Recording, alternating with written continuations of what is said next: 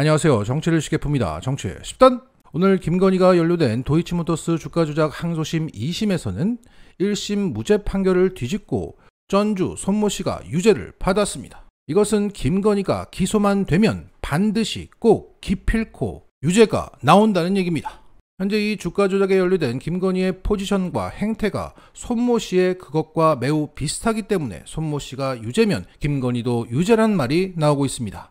이 둘의 차이가 있다면 이 도이치 주가 조작에서 손모 씨는 돈을 잃었고 김건희는 23억 원을 벌었다는 겁니다. 자, 참고로 이 사건이 골 때리는 것은 돈을 못 번, 돈을 잃은 손모 씨, 이종호 등등은 기소가 되었지만 돈을 크게 번 김건희, 양모 씨 등등은 불기소가 되면서 빠져나갔다는 겁니다. 그러니까 애초부터 검찰은 돈을 잃은 사람만 기소하면서 주가 조작을 했으나 돈을 잃었기 때문에 형을 감형받게 되는 구조를 미리 짜놨던 겁니다. 그래서 지금 이 손모 씨가 집행유예를 받았다고 해서 죄가 가벼운 게 아닙니다.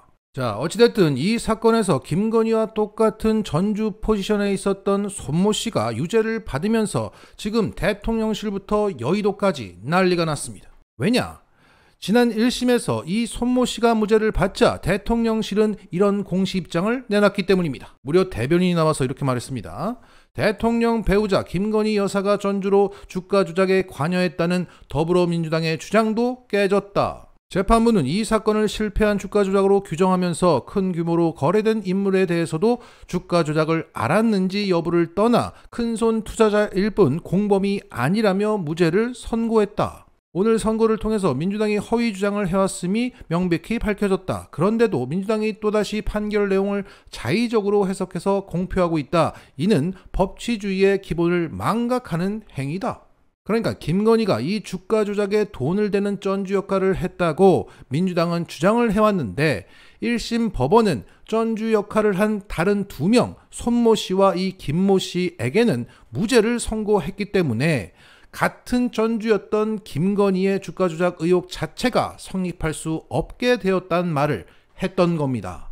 다시 말해 작년 1심 무죄 선고에 대해서 대통령실은 이렇게 말을 해놨기 때문에 오늘의 2심 유죄 선고에 대해서는 이렇게 말을 해도 된다는 겁니다.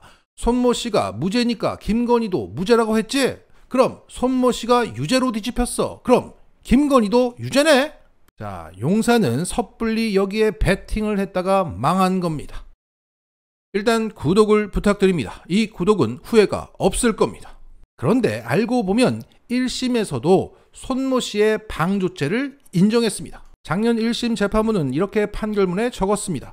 피고인, 그러니까 손모 씨의 투자 종목 선정 경향에 비춰보면 도이치모터스 주식에 이른바 작전이 행해지고 있다는 사실을 인지할 수 있었던 것으로 보이긴 한다. 이렇게 판결하면서도 다른 피고인들과의 의사연락 아래 매매를 했다는 증명이 부족하다는 이유로 공동정범 혐의에 무죄를 때린 겁니다. 자, 여기서 추가 정보가 필요합니다. 공범의 법적 개념은 공동정범, 교사범, 방조범 이렇게 구분됩니다. 공동정범은 공범이긴 한데 그 적용이 엄격한 개념이죠. 반면 방조범은 공범이긴 한데 그 적용이 포괄적인 개념입니다. 앞서 검찰은 1심에서 손모 씨를 공동정범이라는 빡신 개념으로 기소했다가 무죄가 나오자 좀 더 광의의 개념인 이 방조범으로 공소장 변경을 해서 유죄가 오늘 나온 겁니다. 그러니까 1심에서부터 검찰이 방조범으로 기소를 했다면 1심 재판부도 방조죄를 인정한 바 있으니 손모 씨는 바로 유죄가 나왔을 거라는 겁니다. 따라서 작년 대통령실의 입장은 틀린 해석이었고 지금 어떤 입장을 또 내놓을지 너무나 궁금합니다. 자, 최근 윤석열 김건희의 골프 의혹 제기에 긍정도 부정도 하지 않은 용사는 이 건에 대해서도 일절 말하지 않을 것으로 예상됩니다. 할 말이 없거든.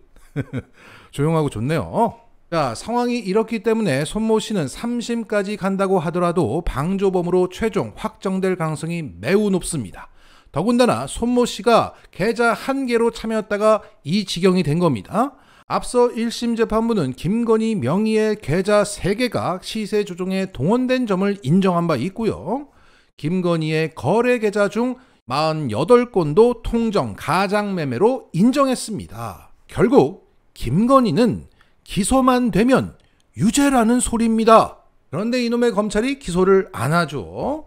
자, 이 판결이 나오기 전에 서재민이라는 변호사는 언론에서 이렇게 말했습니다. 형법상 방조는 정범의 범행 사실을 알면서 이를 용인하게 하는 직간접적인 모든 행위를 가리킨다. 손 씨의 재판에서 김 여사의 계좌가 주가 조작 일당에게 일임되었거나 일임됐죠. 의사소통하에 운용된 것으로 판단된다면 판단했습니다. 김 여사도 방조 혐의에서 자유로울 수 없다. 공범의 유죄 판결은 높은 증명력을 갖기 때문이다. 자, 이러한 명백한 결과를 보고 추미애 장군은 오늘 이런 입장을 내놨습니다. 2차 주가 조작을 알고 돈을 댄 전주 손 씨가 항소심에서 주가 조작 방조 행위에 대한 공소장 추가를 통해 유죄로 되었다. 이로써 주가 조작의 김건희 계좌가 48회 이용되었다는 1심 판단을 검찰이 외면할 수 없게 되었다. 항소심 선고를 앞두고 출장 수사를 하고 황제 수사를 하고 온갖 수사쇼를 벌였다. 새 검찰총장은 즉각 민간인 김 여사를 소환 수사해야 한다. 소환에 응하지 않더라도 당장 기소할 수 있다. 법원 판결만으로도 최소 주가 조작 방조는 면할 수가 없기 때문이다. 자, 이런 가운데 검찰은 이 주가 조작에 김건희와 함께 가담한 윤장모, 최은순을 비공개 소환 조사했다는 사실이 확인됐습니다. 그러니까 최은순을 비공개 소환 조사했다는 걸 알리지 않고 있다가 2심 판결이 나오자 우리가 옳았어 라는 듯 한결에 이 사실을 흘리고 있는 검찰인 거죠. 자, 좀 더 지켜봐야겠지만 이 도이치모터스 재판 관련해서 그 공소장 변경 과정도 그렇고 검찰의 내분 상황이 감지됩니다. 어찌됐든 김건희는 기소만 되면 갑니다. 그리고 최은순도 갑니다. 검찰의 기소 독점주의까지 짚어가면서 특검으로 갑니다. 최근 중국 경제가 많이 안 좋다고 합니다. 그래서 지금 중국 경제 상황은 일본의 잃어버린 10년 직전의 장기 불황 상황과 비슷하다는 평가를 받고 있습니다. 이런 가운데 블룸버그 통신은 중국이 제2의 일본이 되지 않기 위해서는 한국을 벤치마크할 필요가 있다고 해서 크게 화제가 되고 있습니다. 자, 블룸버그는 기사를 통해서 이렇게 말했습니다. 중국이 이를 피하기 위해서는 한국을 본받을 필요가 있다. 한국은 1997년 국제통화기금 IMF 위기를 맞아 경제체제를 완전히 개선하는 데 성공했다. 당시 김대중 정부는 정보기술에 막대한 투자를 하며 한국의 경제체제를 변화시키는 데 성공했다. 중국의 정책 이반자들에게 현재 가장 시급한 과제는 부동산 시장의 어려움으로 인한 경제적 타격을 상쇄할 새로운 성장 동력을 찾는 것이다. 한국은 IT를 새 성장 동력으로 삼아 위기를 탈출했다. 금융위기 이후 한국의 지도자들은 태도를 바꿨다. 재무적 측면에서는 부실 기업을 구조조정하고 기업의 지배구조를 개선했다. 뼈아픈 구조조정을 한 것이다. 이에 비해 일본은 좀비 기업들을 방치했고 좀비 기업들은 일본의 생산성을 갉아먹었다. 한국은 체질 개선에 성공했고 일본은 실패한 것이다. 일본은 장기 침체에 빠졌지만 한국은 지금도 성장을 지속하고 있다.